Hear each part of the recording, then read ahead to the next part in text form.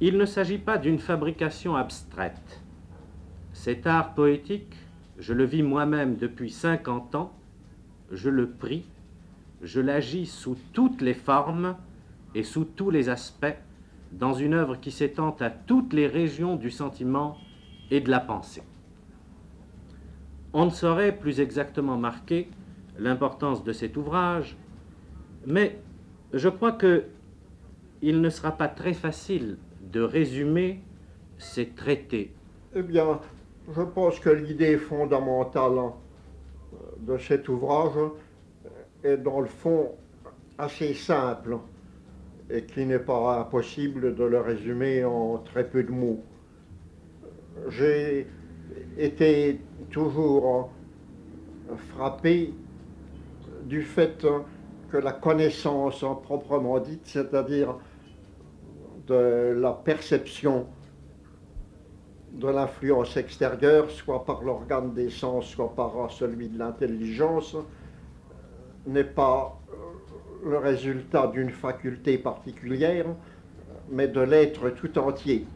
Il y a une tendance professorale qui consiste à vouloir séparer complètement les différentes facultés humaines. Il y a la sensation, il y a la mémoire, il y a la volonté, il y a l'intelligence, et on dirait que ces facultés occupent un petit compartiment et n'ont que l'une avec l'autre que des relations, si on peut dire, mondaines, officielles, mais qu'elles peuvent opérer séparément chacune d'elles. Je trouve que cette idée-là est absolument fausse. Je trouve qu'il n'y a aucune faculté humaine qui soit isolée et séparée des autres et qui puisse fonctionner sans que toutes les autres soient intéressées. Même dans les mathématiques, la mémoire, la volonté, la sensation, la sensibilité, l'affectivité elle-même jouent un rôle, chacune dans un ordre séparé. Et de même, dans la connaissance artistique, dans la connaissance sensible, comme c'est d'ailleurs prouvé scientifiquement, derrière les sens proprement dits se trouve l'intelligence, se trouve la mémoire, enfin tout l'être en particulier est intéressé. Étant là le principe, disant que l'homme est entier, est inséparable et que, comme disent les Anglais, on ne peut pas unscramble the omelette, c'est-à-dire débrouiller l'omelette une fois qu'elle est faite. Je trouve qu'on ne peut pas, comme le pensent les hindous par exemple, dissocier l'être humain en une série d'enveloppes, comme on ferait par exemple pour les oignons. N'est-ce pas que les oignons ont 17 enveloppes et on dirait que l'être humain a aussi des enveloppes superposées dont il peut être dépouillé. Je n'en crois rien. L'être humain est total, il est complet, et chacune de ses facultés, telle que le Créateur l'a fait, lui est indispensable. Ceci étant admis, cet être-là se trouve dans un milieu extérieur, avec lequel il doit entrer en relation. Eh bien, je dis que ces relations avec l'extérieur ne sont pas l'ouvrage d'une seule faculté, qu'elles sont l'ouvrage de l'être lui-même. C'est l'être lui-même qui, par une espèce de contact, un peu comme ce que les physiologistes remarquent chez les amibes, entre en relation avec les différents objets au milieu desquels il se trouve en contact et en tire un profit, comme est selon le mot habituellement employé, connaissance. C'est par une espèce de projection de son être qu'il entre en contact avec les différents objets et qu'il en tire un profit. Étant donné ce principe, j'en tire plusieurs conséquences. Le premier est que la sensation, à mon avis, n'est pas une sensation qui va de la périphérie au centre. On admet généralement qu'il y a une espèce de télégraphie quand vous touchez, par exemple, une partie du corps, qu'il y a un courant nerveux qui s'établit et qui va de cette partie-là au poste central qui en prend connaissance. La sensation est, comme on dirait, afférente. Je crois au contraire que l'être est continuellement en état de vibration qui peut être comparé à un violon dont la corde est mise en mouvement par l'archet, et que la note, c'est-à-dire la connaissance, résulte d'une modification de ce courant continuel qui va du centre à la circonférence. Quand un violon donne une note, il y a la vibration qui existe sur la corde, et cette vibration est modifiée par l'index du violoniste qui se pose sur le courant et qui qualifie cette connaissance. Vous me suivez? Oui, oui, oui, oui, bien sûr. Ce n'est pas très obscur, n'est-ce pas? Vous Non, pas comprenez du la tout, chose. c'est très clair. Je crois que les dernières découvertes de la physiologie confirment cette vue, qui d'ailleurs a été approuvée par différents physiologistes allemands qui m'ont écrit à ce sujet-là. La sensation, par conséquent, vient de l'intérieur, elle est le résultat d'une vibration continuelle qui va du poste A, si vous voulez, au poste B, et qui est qualifiée par l'intervention, par l'intersection de la touche qui se pose sur elle. Cette touche n'est pas le doigt du violoniste, mais elle est tout ce que vous voudrez, elle est ce fauteuil, etc. Tout ça, notre courant intérieur est qualifié. Ça me semble une théorie de la connaissance extrêmement simple et beaucoup moins compliquée que celle de saint Thomas, pour qui j'ai une profonde vénération, mais qui me semble un peu trop complexe et que je n'ai jamais pu suivre complètement. Alors, à quoi ressemble cette espèce d'émission intérieure, cette émission du fluide nerveux? Mais à quoi elle ressemble? Elle ressemble le plus à quoi? À une naissance. N'est-ce pas? L'être ne cesse pas de naître, n'est-ce pas? Il ne cesse pas de remplir la forme qui lui a été attribuée. Il a une certaine forme que nous pouvons représenter par un cercle. Eh bien, il remplit continuellement ce territoire circulaire. Il le remplit par une vibration qui ne cesse pas un moment et qui va du centre à la périphérie. Et la sensation résulte de l'intersection de l'objet sur ce courant circulaire qui s'impose à lui. C'est ce que j'exprime en disant que toute connaissance est une naissance, et que connaissance, par une espèce de jeu de mots qui somme toute est confirmé par l'étymologie, est une naissance. Connaissance est une connaissance. Nous ne cessons pas de connaître au monde.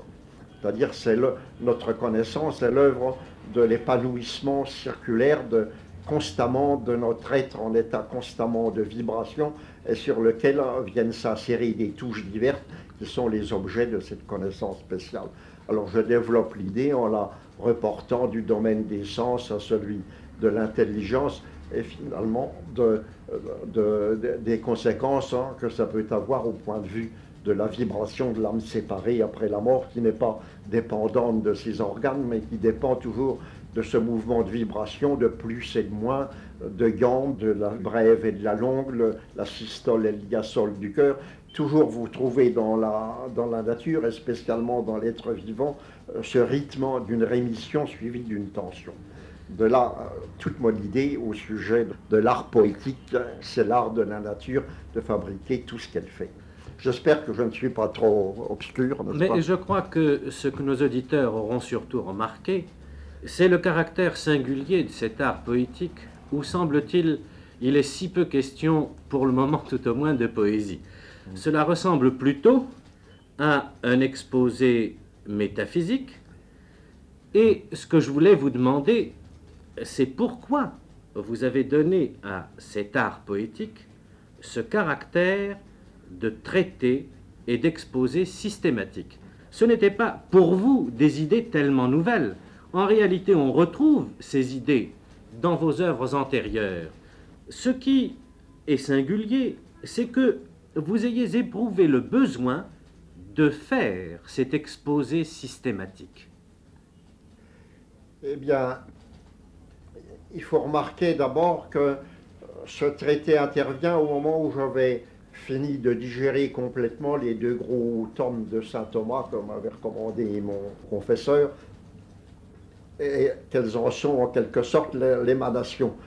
Un livre qu'on a lu, un livre important, dégage lui aussi cette aura dont je parlais, cette atmosphère, et il arrive un moment où l'écrivain, le penseur, éprouve le besoin de mettre ses idées au clair et de résumer ses idées. Ce livre a été inspiré en grande partie par saint Thomas, soit que je sois d'accord avec lui, soit au contraire que ses idées m'aient ouvert de nouveaux horizons et m'aient paru s'engager dans une voie non pas opposée mais latérale. Parce que ce qu'il y a d'admirable dans saint Thomas, c'est que saint Thomas ne donne pas une idée une fois pour toutes de la réalité telle qu'il la conçoit, mais qu'il ouvre des perspectives magnifiques sur tous les points. Il n'y a pas de lecture plus excitante et plus nourricière que saint Thomas à ce point de vue-là. De tous les côtés, il vous ouvre des horizons. Et c'est un de ces horizons que j'ai développé dans ce livre et qui est le résultat de la longue fréquentation que j'ai eue avec ce grand penseur pendant 5 ans. Mais je me demande si la raison d'être profonde de cet ouvrage ne doit pas être cherchée dans une nécessité autre qu'une nécessité purement intellectuelle. J'ai l'impression que cet ouvrage correspond, en ce qui vous concerne, à une nécessité presque organique. Elle n'est d'ailleurs pas absolument insolite, en ce sens que, à peu près à la même époque, vos contemporains, Valéry, en écrivant son introduction à la méthode de Léonard de Vinci, une conquête méthodique, et même M. Teste, Gide lui-même, en écrivant certains traités, éprouvait aussi le besoin de mettre au clair tout un système du monde. Vous pouvez ajouter Edgar Poe avec Eureka. Avec Eureka, que vous signalez d'ailleurs dans votre correspondance à Gide avec la plus vive admiration. Oui, c'est vrai. Vous éprouviez donc le besoin de vous posséder vous-même tout entier sous le regard de l'esprit et de posséder en même temps le monde et de définir très exactement votre position d'homme et de poète dans l'univers par rapport au monde réel, par rapport à Dieu et par rapport à vous-même. Et que vous éprouviez vitalement le besoin de connaître l'heure, votre heure, l'heure que vous marquez, et de faire le point, comme disent les navigateurs. Et c'est ce besoin qui me paraît une chose au fond singulière, car la plupart des hommes ne sont pas tellement préoccupés de faire le point, de savoir où ils vont, ils sont agis et n'agissent point.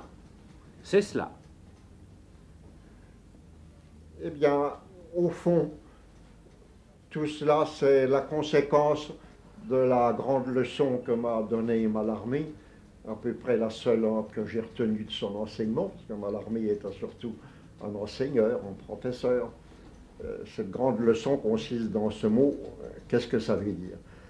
C'est-à-dire que l'écrivain n'est pas seulement fait pour en constater et pour décrire d'une manière plus ou moins agréable le spectacle qu'il a en vue, il est là pour essayer de le comprendre. Et pour essayer de le comprendre, toutes les facultés humaines, il n'y en a aucune qui soit trop. Pour comprendre ce qui se passe, on a besoin non seulement de ses sens, on a besoin, comme je vous le disais, de toutes ses facultés. C'est cet ensemble de réflexions qui a été la conséquence pour moi de l'espèce de retour sur moi-même qui m'a été procuré par ces 4 années d'isolement du monde, si je peux dire, qui ont accompagné une partie de mon séjour en Extrême-Orient. À ce moment-là, il m'était impossible de me consacrer à un travail spécialement artistique. Et c'est alors que le travail intellectuel, le travail à la fois physique et métaphysique, parce que je ne distingue pas les deux, s'est imposé à moi, et où j'ai écrit ces 2 traités dont vous avez raison de constater qu'ils avaient déjà des prodromes dans mon œuvre précédente et qu'elles ont eu de très larges et de très vastes conséquences dans mon œuvre postérieure. C'est comme une pierre qu'on jette dans un étang et dont les ondes ne cessent pas de se propager jusqu'au bout. Oui, mais vous parlez de ce besoin de comprendre le monde et de vous comprendre vous-même. Je me demande si le besoin d'être compris dans le monde n'était peut-être pas encore plus intense que le besoin de comprendre.